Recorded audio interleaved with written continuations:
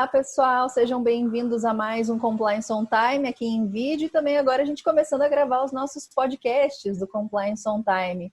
Hoje eu tenho o prazer de receber aqui uma profissional que eu também admiro muito, a gente se acompanha nas redes sociais, vai ser a nossa primeira interação de conversa, que é a Juliana Bernardo. Juliana, seja bem-vinda e muito obrigada pela tua participação aqui conosco. Obrigada, eu que agradeço o convite, Letícia. É recíproco, né? Te acompanho também aí pelas redes sociais, usando uma linguagem mais acessível, né, desse tema aí que tá todo mundo querendo saber, que é compliance. Então, eu fico muito feliz pelo convite. Obrigada. Imagine, vamos ter várias trocas produtivas aqui, o pessoal vai poder acompanhar a gente depois. Gente, olha, a Juliana é professora, consultora, advogada, dedicada aos temas de governança corporativa e societário. Eu quis chamar ela, eu só vou dar uma interrupção aqui no currículo, já volto a ler, porque tem muita gente que tem dúvidas sobre esses temas de governança, compliance, como que eles se cruzam e acontecem na vida real. Porque às vezes parece que compliance é algo isolado, a gente não sabe se ele está abaixo da governança, ao lado, se existe uma hierarquia, e a intenção é justamente ela poder nos ajudar a desmistificar esses temas. Ela é membro da Comissão de Coaching Jurídico da OAB São Paulo e da Comissão de Compliance do Instituto dos Advogados de São Paulo, IASP. Atuou como auditora interna e já foi responsável por coordenar projetos de estruturação de núcleo de contencioso e de governança corporativa em escritórios jurídicos e empresas cooperativas. Então já tem aí bastante experiência para nos ajudar a entender a primeira pergunta que eu quero te fazer. O que o compliance tem a ver com a governança? Onde que eles têm interseção? Letícia, essa pergunta é muito recorrente, né? As pessoas têm uma impressão, talvez, que seja a mesma coisa, ou qual é mais importante, né? E não é bem por aí. Eu gosto muito de dar um exemplo como se a governança corporativa fosse um jogo de futebol e o compliance fosse o árbitro desse jogo, né? O que vai monitorar se as regras desse jogo estão sendo cumpridas ali pelos jogadores, né? E os jogadores, a gente poderia dizer que são os órgãos de governança, né? O gol seriam as boas práticas. Então, eu gosto muito de fazer essa analogia para as pessoas entenderem. Não tem um grau de hierarquia específico, né? Quando a gente fala de governança corporativa, a gente está falando do jogo em geral, né? De como uma empresa se organiza, se estrutura, e o compliance vai ser aquele braço direito e o esquerdo também, né? Que vai dar esse suporte para que a governança corporativa dessa empresa aconteça dentro das leis, né? Fazendo todo esse mapeamento, monitoramento disso e dando esse apoio aí, que você conhece bem, né? Juliana, eu conversei esses dias com a Luísa Helena Trajano, que é uma das maiores executivas hoje do Brasil, e ela fala sobre a ausência ou o quanto as nossas empresas, as nossas organizações pecam em termos de governança. E embora o Magazine Luiza, o grupo, tenha essa característica familiar, ela dá inúmeros exemplos desde quando a tia dela começou o negócio, que eles já se preocupavam muito com isso. A gente sabe que uma boa governança é uma base, mas hoje ela ainda também pode ser um diferencial. Que benefícios você vê de uma... Vamos falar só da governança, depois a gente volta a concatenar com o tema de compliance. O que uma empresa, independente do tamanho dela, a gente falou mais cedo, não sei se vocês estão ouvindo o trem tá passando aqui, estamos em home office, né? A gente falou mais cedo dos barulhos aqui, vai ficar com essa trilha sonora. O que uma empresa ganha de ter isso? Ela precisa ter algum tamanho específico, algum requisito para ter um sistema de governança? Ótima pergunta. A gente pensa em governança, ainda associa muito a empresas de capital aberto, né? A requisitos específicos ali da CVM. E a gente viu, né, nesses últimos anos um movimento disso, né, uma mudança disso, empresas de outros tipos societários importando também essa governança que servia para empresas que têm um capital aberto e tendo resultados positivos, né. Eu vou dar um exemplo, né, uma dessas empresas que eu trabalhei, que era uma cooperativa, que foi, né, o grande desafio, implantar uma área de governança numa empresa cooperativa, e tem um resultado extremamente positivo, porque, primeiro, a governança ela vai colocar cada peça no seu devido lugar. ela vai dar um mapa ali, né, do que a empresa é, né, quem são os agentes, quem são os órgãos responsáveis ali por tomar determinadas deliberações, as alçadas relacionadas a esses órgãos, né, o que cada um decide, vai atribuir responsabilidades, né. Então, acho que o primeiro benefício que a gente consegue ver aí quando a gente pensa em governança corporativa é a atribuição de responsabilidade, essa definição dos papéis. Num sentido mais amplo, a gente pensa muito nessa prática, né, nas boas práticas, que a gente coloca também isso muito no compliance, né, de ter uma cultura ética na empresa, de trabalhar com transparência, com a prestação de contas não só para os investidores, mas a gente estende isso também aos colaboradores, aos consumidores também. Uma empresa íntegra, né? Uma empresa que não tem medo de mostrar o que realmente é.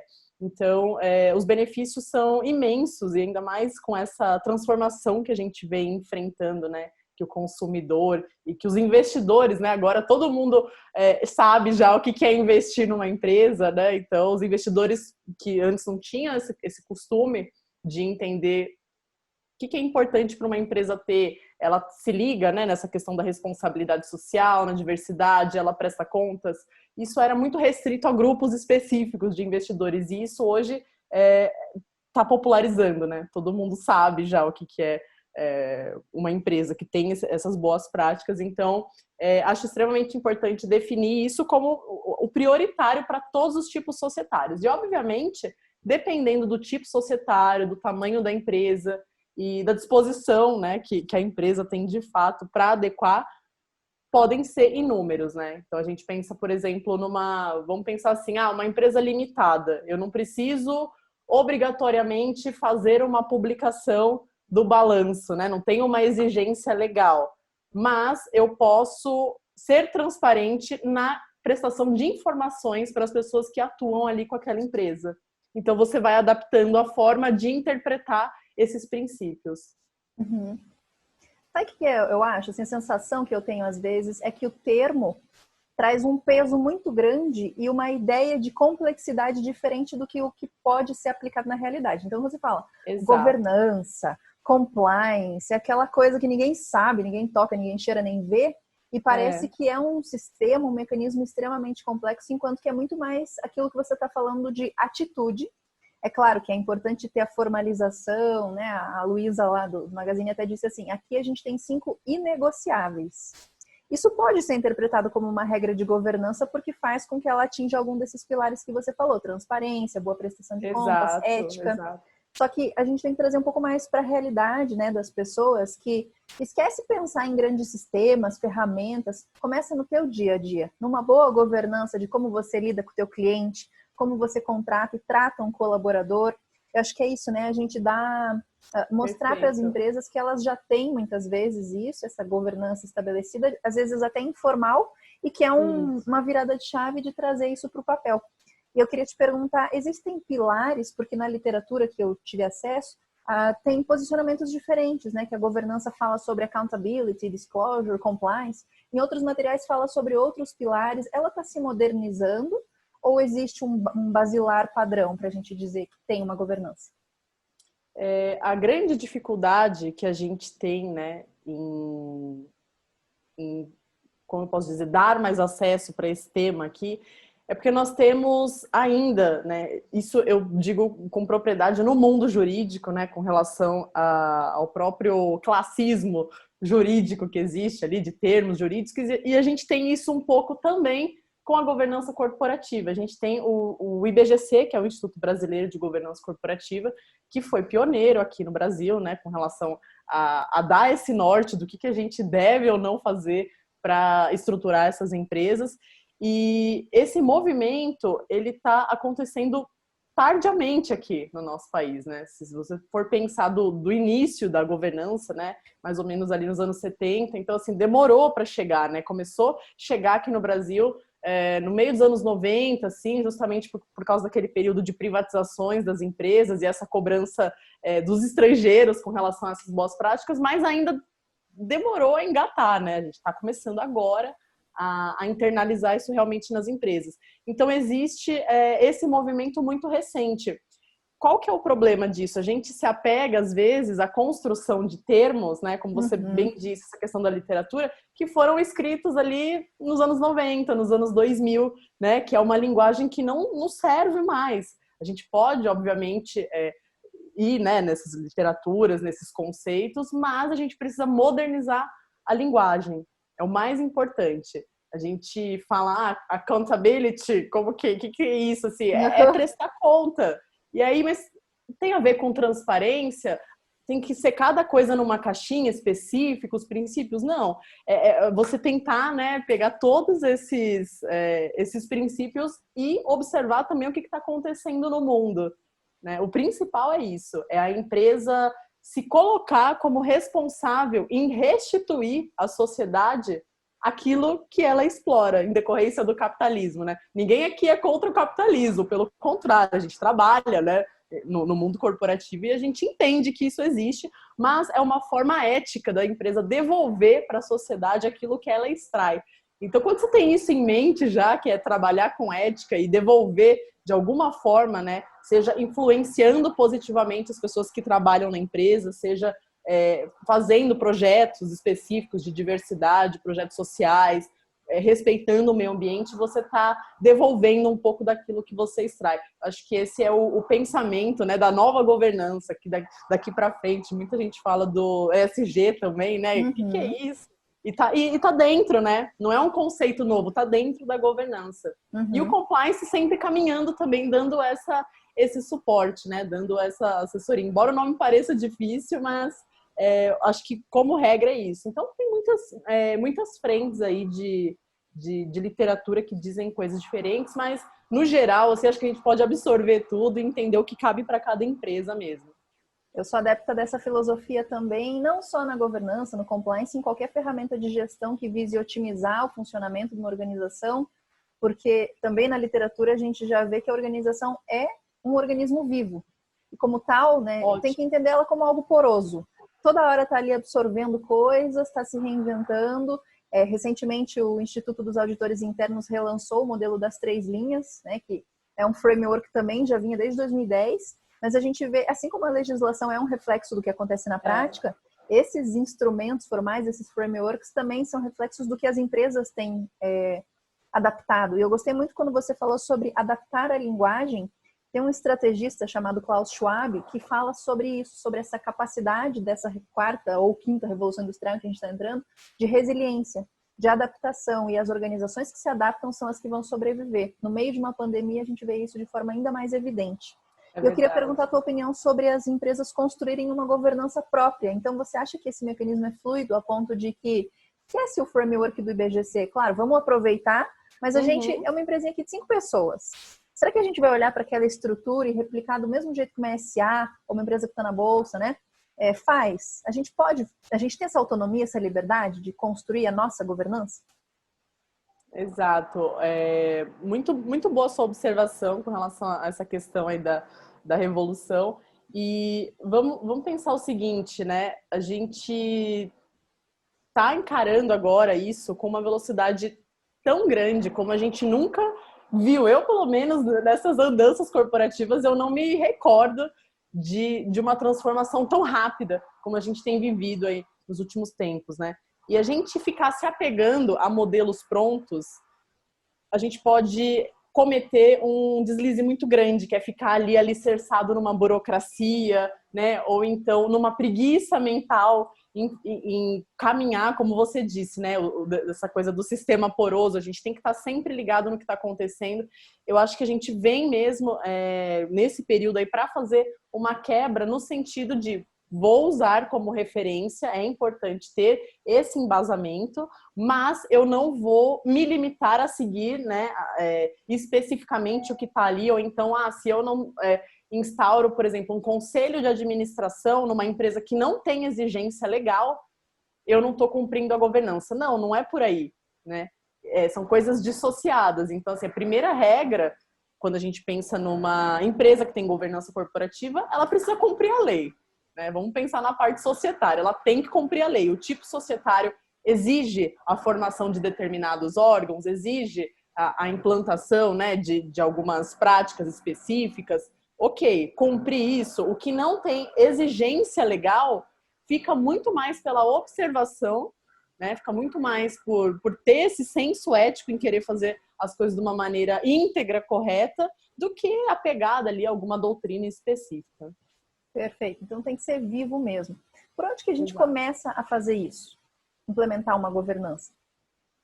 Olha, é até interessante isso, porque independentemente da questão de processos internos, né, do tipo societário, eu sempre bato nessa tecla. Para começar a pensar em governança, fazer governança, precisa vir do topo. A liderança ali, seja uma diretoria ou seja um CEO responsável ou presidente da empresa, precisa ter essa alma de querer fazer realmente as coisas de um jeito certo e não fazer isso por uma ação de marketing ou por uma pressão dos investidores. Precisa realmente acreditar naquilo. Né? A gente, uma coisa que é muito comum, você deve observar muito isso também em algumas empresas, às vezes tem ali um documento incrível, né? Tem um código de ética maravilhoso, e tem todas as políticas ali, tudo muito bem trabalhado, inclusive passando por certificações, mas você vê que não é o espírito mesmo de quem está ali na liderança, né? Você vê que sempre tem alguma exceção, abre, mas tudo isso tem que ser assim mesmo, então não é um desejo genuíno em fazer. Uhum. O primeiro passo, sem dúvida, é realmente querer. Antes de acreditar que a ética e a integridade podem existir numa empresa, a pessoa precisa entender que isso é para a vida dela. Ela precisa ter isso como um olhar, né, geral assim, de vida.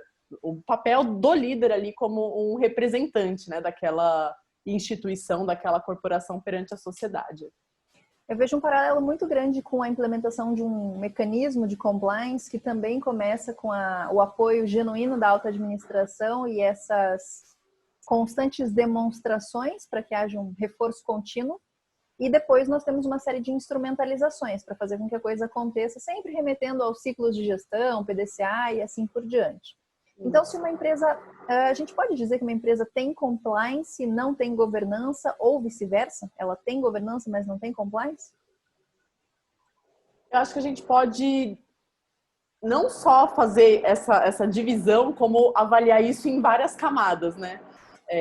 Depende da forma que você olha. Então, a empresa, de repente, tem um departamento ou uma pessoa que cuida ali do compliance, que vai fazer o quê? Toda essa observação com relação às regulamentações, ao cumprimento, né? Aquilo que é obrigatório.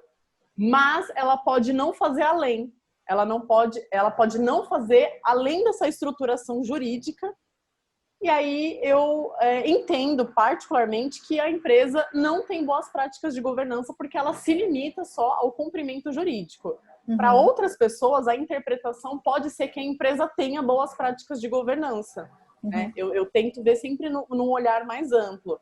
Então, o compliance ele vai cuidar desse cumprimento legal interno da empresa também, né? E com relação à legislação, mas a governança, ela vai, acredito que ela vai trazer esse apoio que o compliance precisa para fazer aquele passo a mais, para fazer aquele pouquinho a mais, para falar de valores, para falar de ética, de cultura, a estruturação da governança que vai criar esse ambiente para a compliance começar a trabalhar nesse campo.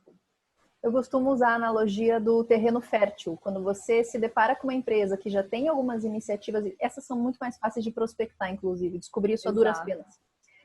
Quando você se depara com uma empresa que já tem esse terreno fértil para plantar compliance, ela já tem muitas vezes iniciativas de governança, né? Ela tem processos mais estruturados, mas precisa de algumas lapidações em relação à conformidade dos seus processos, treinamentos, canais de denúncias e assim por diante.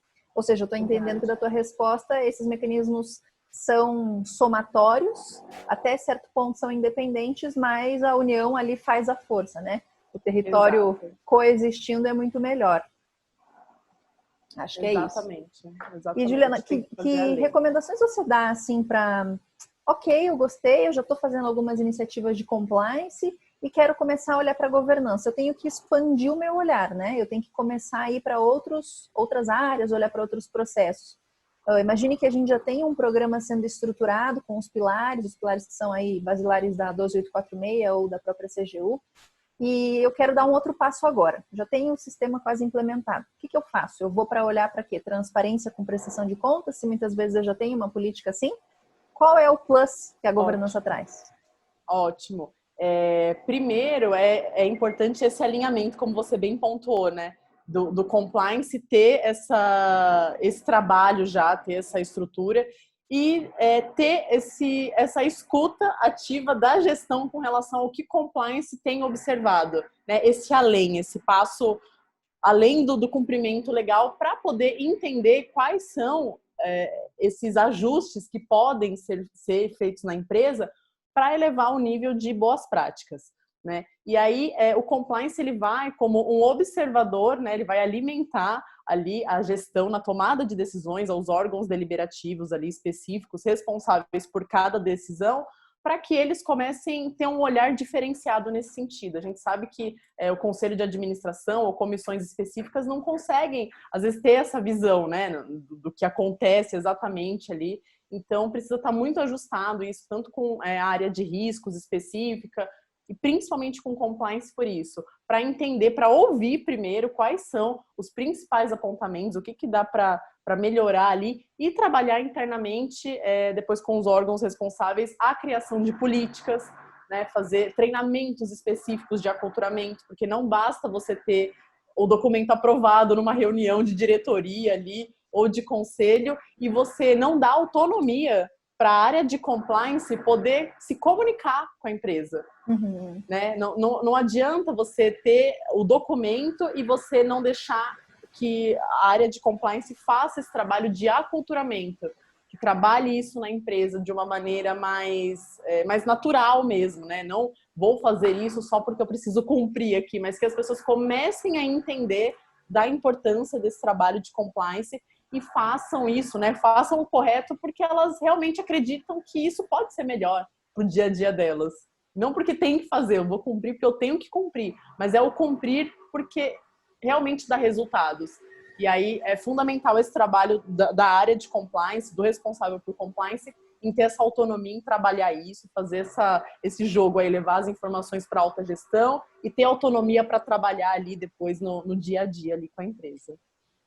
Essa tua resposta me deu vários insights aqui, eu fiquei pensando e vou fazer uma pergunta que eu tenho feito para as últimas pessoas que eu entrevistei. É ético usar a ética como um diferencial competitivo? Ótima pergunta, hein? Ótima pergunta. Eu, particularmente, acredito que a ética, ela não é, da mesma forma que a gente falou das empresas, né? Essa coisa de não é estática. A ética, ela não é adquirida em algum momento da nossa vida e ali ela fica e está ali solidificada, nunca mais eu preciso praticar. A ética é prática. Se a gente tem comportamentos éticos, né? Se a gente tem um olhar ético diariamente, a gente acaba internalizando isso. A prática faz o pensamento também. Então, a gente pode tanto ter um pensamento ético e trabalhar nas práticas, como a gente pode praticar e depois, com o tempo, isso vai internalizando. Eu vou dar um exemplo. Eu gosto de correr, né? Eu adoro correr, sou viciada em correr. Até mandei para você um pouco mais cedo. Falei, sou viciada em café e em corrida. E é engraçado, quando a gente começa a correr, a gente pensa assim, o que precisa para eu fazer uma prova de 21 quilômetros? Precisa colocar o tênis e correr. É só isso. No primeiro dia você vai fazer 1 quilômetro. É assim, você vai fazendo. É fazer. O fazer faz com que você comece a gostar daquilo e cada vez fazer mais. Então, mesmo que seja, né, óbvio que não é essa a intenção, mas mesmo que a empresa use isso como um diferencial competitivo, vamos trabalhar a ética para a gente conseguir agregar valor à nossa empresa, se posicionar melhor, eu ainda acredito que é positivo, porque mesmo que não genuína essa intenção, a prática da ética talvez ajude a internalizar esse comportamento e faça as pessoas acreditarem que aquilo realmente tem potencial e pode ser feito de uma forma genuína. Só que esse é o difícil, né? A gente convencer as pessoas de que aquilo vale a pena, de que aquilo possa ser melhor para elas. E o que você está falando corrobora muito com o que o Pondé, o filósofo, diz, que a ética não é uma ciência na qual você faz um workshop e sai de lá sendo ético. É a arte da prática, de você todos os dias colocar isso em prática justamente. E aí a pergunta que eu te faço nesse sentido, olhando para essas ferramentas, esses treinamentos, esses mecanismos todos, você falou um pouquinho aí, mas como que a gente transforma então uma pessoa e uma empresa, como que uma empresa faz com que esses colaboradores ou até às vezes terceiros se transformem para a integridade e fortaleçam tanto a governança quanto o compliance dela? Ótimo, ótimo questionamento. Tudo que a gente não conhece, a gente tende a rejeitar, né? Primeiro passo para trabalhar isso é dar informação. Se uma empresa ela tem só uma lista ali de penalidades, de coisas que não podem ser feitas, as pessoas não vão saber o que fazer. Então, assim, eu sei o que eu não posso fazer, mas eu sei o que fazer? Eu não sei o jeito certo. Então, acredito que o primeiro passo seja ensinar as pessoas de que essas são as boas práticas. É esse comportamento que a gente espera. É dessa forma que tem resultado positivo e real, né, do que a gente espera desse trabalho. É ensinar, é dar informações para as pessoas conhecerem. Quanto mais elas forem conhecendo, mais elas vão se interessando. E, obviamente, no caminho disso, você conhece bem como é esse processo aí, quando a gente começa a trabalhar a questão da integridade, né, programas específicos. Obviamente, vão ter pessoas, áreas específicas, até líderes, que não vão conseguir se adequar, mas isso é exceção. Né? A gente não pode tirar, mas ninguém quer fazer do jeito certo. A gente não pode reproduzir e repetir esse pensamento e deixar de fazer as coisas. Então vamos pela regra máxima, né? Que é ensinar, dar informação para as pessoas aprenderem. Com o tempo elas vão se interessando com o assunto, internalizando. E essas pessoas, eventualmente, que não conseguirem aderir, que não conseguirem participarem de fato ali do espírito, né, que a empresa pretende, desse novo espírito, elas vão sofrer as penalidades ali cabíveis, né? Até por uma questão educativa, né, para as outras pessoas entenderem, essa empresa não tolera comportamento antiético. Né? E tem uma grande diferença quando a gente fala anticorrupção e antiético, né? Uhum. A ética ela é muito mais sutil, né? A corrupção você consegue encaixar ali na lei, numa política interna específica e mapear. A ética ela é um pouco mais sensível, mais sutil. Mas acredito que dê para trabalhar isso nesse sentido. Então é isso, educação, né, fazer o aculturamento e, segundo, fazer com que as pessoas que não abracem essa causa, que elas sirvam ali, né, educativamente com relação a essas punições. Isso aí é o último passo, né? Uhum. Eu gosto da definição da ética para que nós tenhamos essa reflexão sobre o respeito ao limite do campo alheio. Então, você diz que é Ótimo. sutil, e realmente a corrupção hoje no Brasil tem uma regulamentação, embora a nossa lei fale só da relação entre o público e o privado. Eu acho que falta ali nós regulamentarmos a relação entre os privados também. Mas ok, Excelente. isso é uma outra conversa. E a ética, então, para a gente pensar, será que isso que eu estou fazendo desrespeita ao limite do campo da Juliana? Será que isso não é ético porque ela não gostaria que eu fizesse? É aquele grande exercício de empatia de se colocar no lugar do outro enquanto indivíduo e enquanto outra organização também, enquanto meio ambiente, todas as partes com as quais a empresa se relaciona. E outra pergunta que eu queria te fazer é, tem um pacote de entregáveis, tem um checklist específico que nós precisamos cumprir para dizer, agora eu tô compliant em governança, ou tô com o meu sistema aqui padrão feito. Preciso, assim como no compliance nós temos uma série de políticas, procedimentos, treinamentos, tem os pilares que nós percorremos, para dizer que eu tenho uma governança para os meus fornecedores, sim. O que eu mostro? Quando a gente fala de empresas que têm exigência legal, né? Quando a gente fala das empresas que são listadas na bolsa, que tem inclusive as categorias ali novo mercado, então tem esse nível aí de governança. Então existe uma exigência específica e você realmente precisa de um checklist, né? Se eu tiver todos esses requisitos aqui, eu estou dentro da categoria ali, então eu posso dizer que eu tenho governança. Mas aí que tá, né? Não exatamente porque eu cumpri aquilo, eu pratico de fato.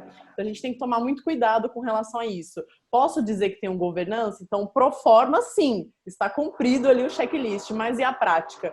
É a prática que vai sustentar a tua empresa ou não.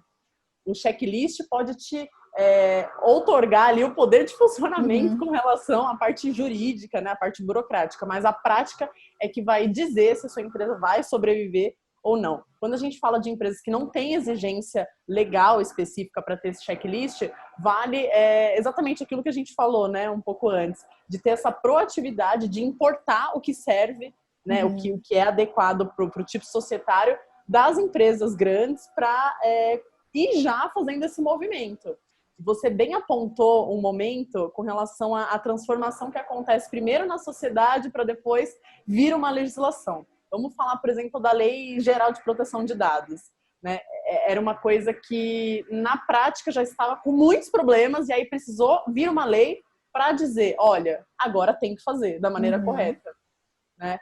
Então, é um movimento que as empresas precisam já fazer, mesmo que não tenha requisitos, esse checklist, mas precisam observar o que as empresas maiores, aí, o que elas estão fazendo e tentar importar, porque eu, particularmente, acredito que em breve, num futuro aí não muito distante, algumas regulamentações virão nesse sentido. A gente pega, por exemplo, empresas de saúde suplementar, não tem uma lei federal, mas tem uma resolução da ANS específica que veio trazer essa figura da governança corporativa como exigência para empresas de saúde. Então, a gente vê ali um pouco, né, em cada canto surgindo.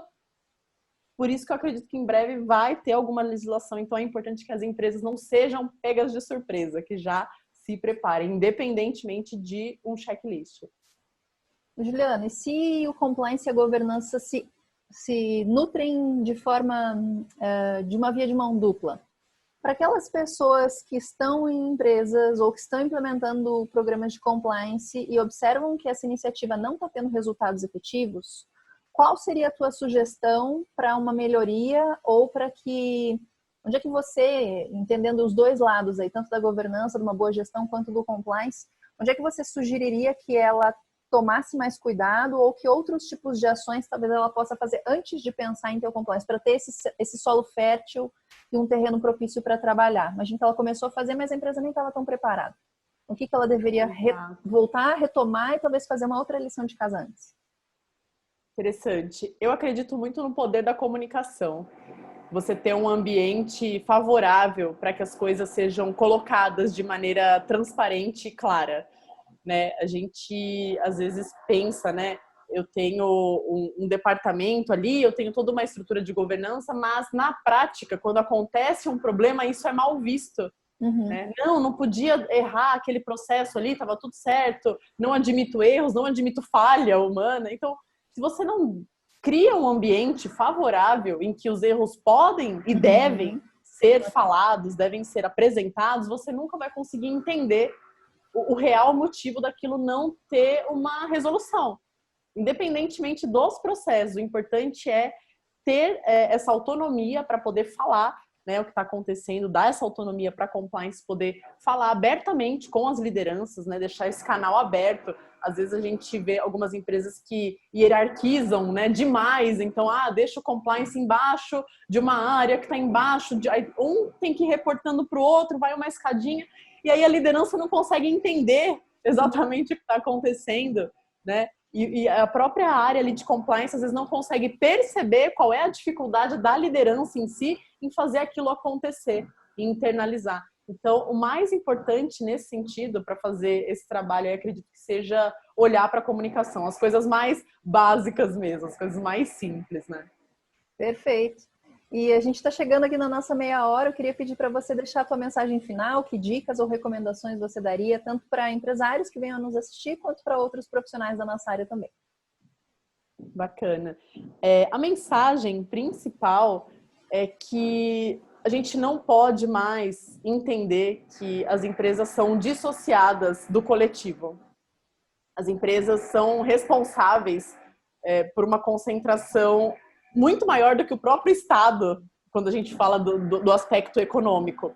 Não só pelo aspecto econômico, mas pelo aspecto de influência. E a gente sabe que hoje em dia a influência virou a nova moeda de troca, né? O que a empresa influencia, o que ela consegue transmitir ali de valor. Então a empresa precisa entender que ela não está isolada, não é a minha desde a minha lojinha ali, que eu tenho, uma empresa limitada, até uma empresa de capital aberto, eu não estou sozinha mais no mundo, né? Demorou para entender isso, mas é ter essa percepção de olhar para o todo, ter uma observação, ter uma linguagem mais acessível, que é exatamente isso que a gente tenta, né, bater nessa tecla aí, trabalhando isso em redes sociais, né, enfim, com o nosso trabalho, é dar acessibilidade para entender que a gente precisa colocar as empresas ali como responsáveis por essa transformação que a gente tanto busca ver no mundo, né?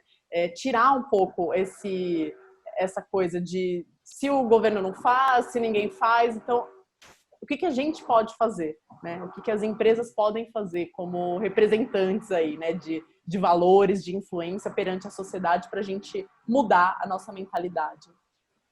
Perfeito. Então fica aí a reflexão, pessoal, sobre qual é a influência ou qual é o papel de transformação que vocês, enquanto pessoas, e as empresas de vocês querem ter na nossa sociedade. Então esse foi mais um Compliance on Time. Me disseram que agora eu tenho que finalizar falando, que também foi mais um episódio. Eu quero te agradecer, Letícia. Antes, eu quero te agradecer mais uma vez pelo convite. Imagina. Adorei falar sobre esse tema. Parabéns novamente pelo trabalho que você vem fazendo e para mim é uma honra poder falar aqui com você. Obrigada, imagine, foi recíproco. Eu gosto muito de ver o teu trabalho também, acompanho, ele é muito acessível para as pessoas. Sigam a Juliana aí nas redes sociais.